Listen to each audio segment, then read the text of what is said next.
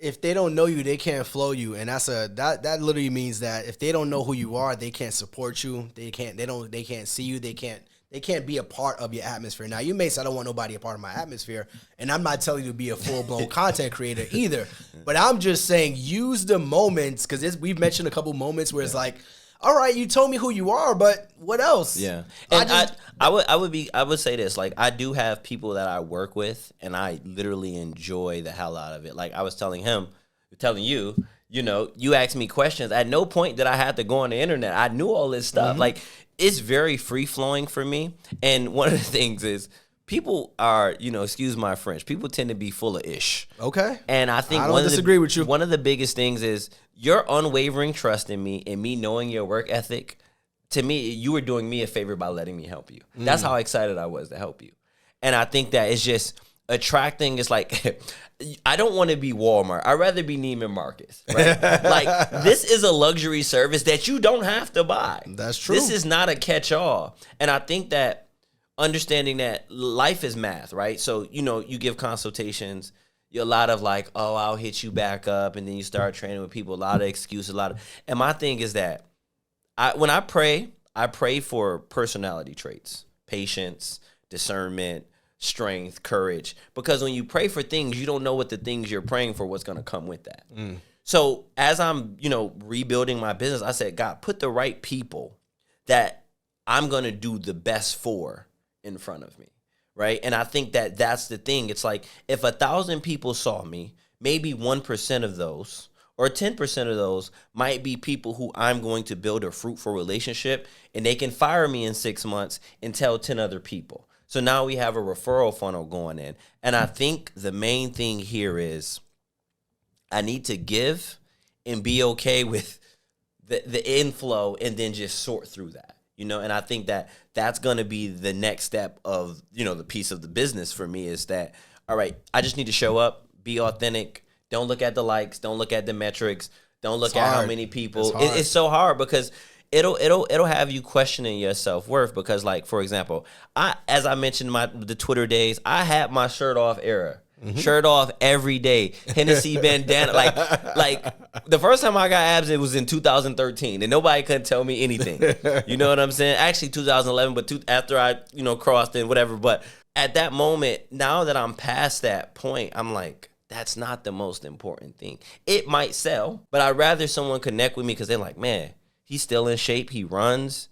He prays. He has a corporate job. He's co-parenting. Like, those are the things I want people to say why they're hiring me as a trainer, not because look how ripped he is. Yeah. And sometimes you don't get to choose why somebody decide to work with you, because it could be the gateway. The abs could be the gateway to the conversation. But I think the biggest thing for me is that I feel like I have a fiduciary duty to show up here in the world. And being on the internet, it will have you questioning that the foo-foo stuff is doing well, the goofy stuff is doing well, and the legitimate, valuable thing. Like, if I post a shirtless picture, likes go crazy. Yeah. I post a movement with a baggy shirt on, I get like 4 people engaging with me, and that could be tough. It could be demoralizing, and then you see the people in the gyms hanging from the light fixture with the barbells, and it's like that's the stuff that goes viral, and I understand that. What would your ideal client be to you? Like, give me your avatar of the client you're looking for, because it might be someone listening to the podcast that's like,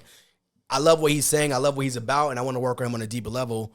I want to weed out people who may not be for you. Yeah. I don't want to weed out anybody, actually. You know what? I'll let him do that, but who would your ideal client, be? My ideal client is like going on a date. Like, my ideal client would be someone who has the utmost respect for themselves, and they don't give themselves opportunities to weasel out unduly. Like, if you're injured or you legitimately, something came up that prevented you, but just having a commitment, being committed to your commitment, meaning that if you say you're going to do something, it would have to be hell and high water for you not to do that.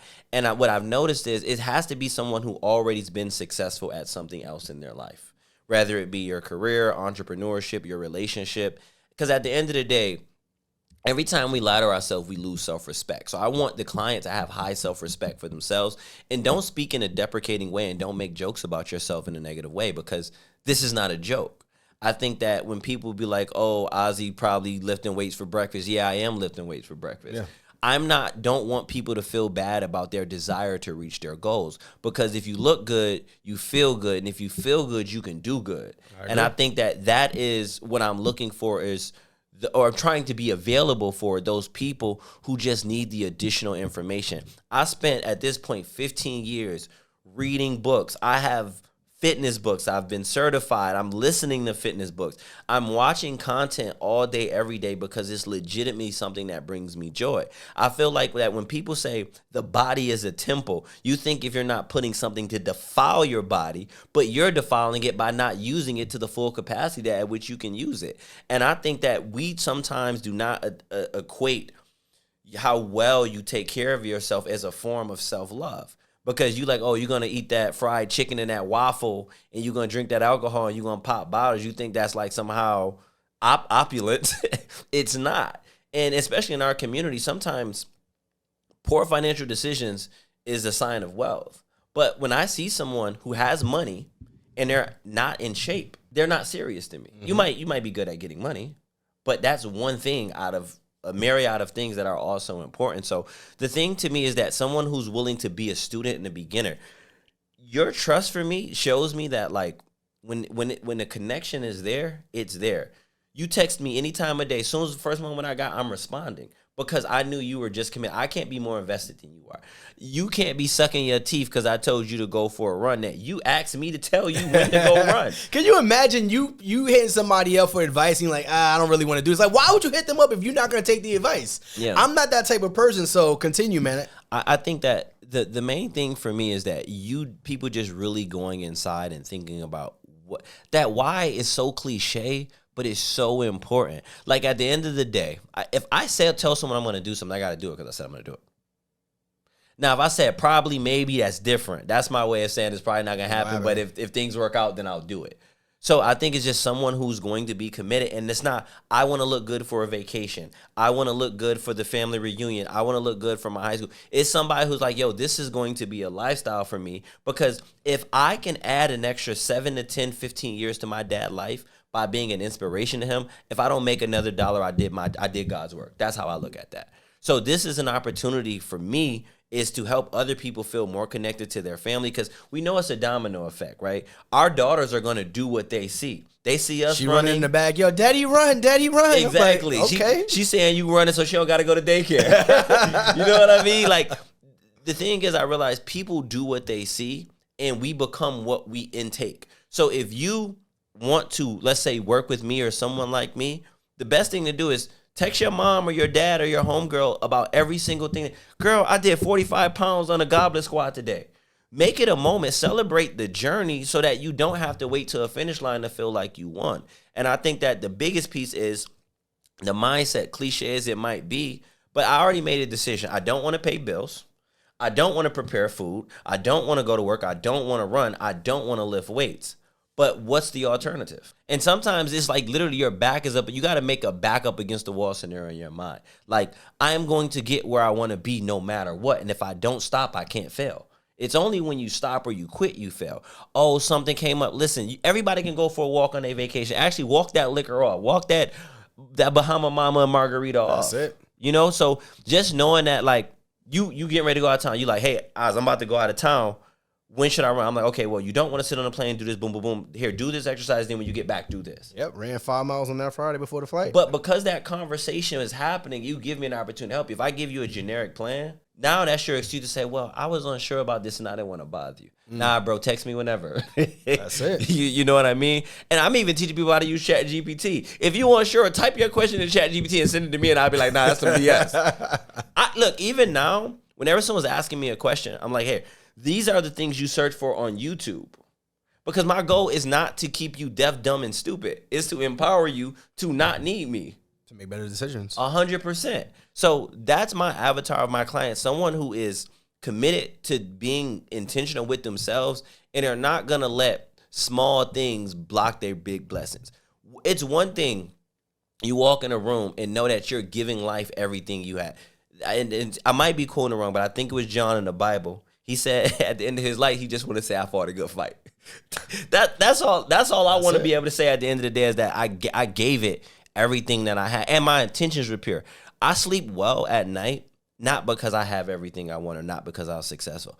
I'm literally doing the best things that I think I have the awareness around. If I don't do something, it's because of awareness. It's not because I don't want to do it or I can't do it. It's awareness. It meaning that there wasn't a strong enough connection to the thing in me actually doing it. So if a person is at least aware of what they're aware and not aware of, and they're operating from whatever context or box they're operating from, now you're in a position to exceed. You can't get someone else's body. You can't get someone else's time. You can't get someone else's access or money.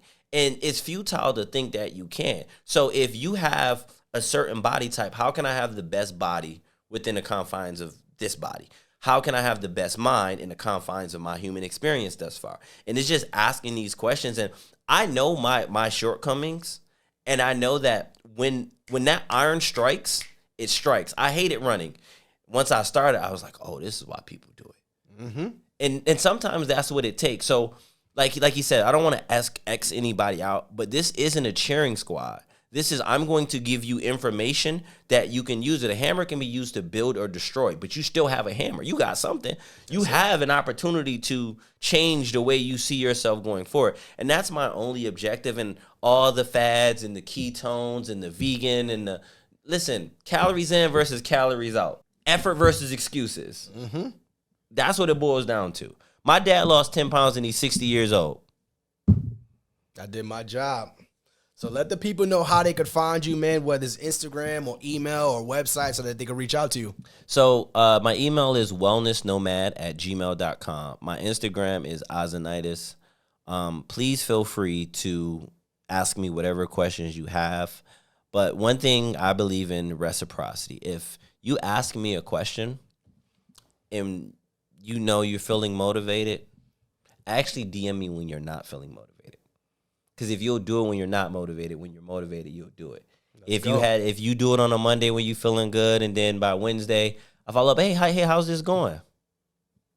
Nothing, right? So this is the thing. Time is the one resource that we don't have, and you don't have to have unwavering trust in me. You can actually question everything that I say to you. But the trick is, by you going to try to prove me wrong, you're going to get hit with the learning bug. Let's go. Appreciate you guys tapping into another episode of the More Than a Side Hustle podcast. I'm going to drop everything about Oz below his previous episodes. You can learn more about his background, his IG, his email, and just tap in and don't waste his time. If y'all serious, get with him, and we'll see you guys next time. Like, subscribe, leave us a 5-star review. Peace. See you later, guys.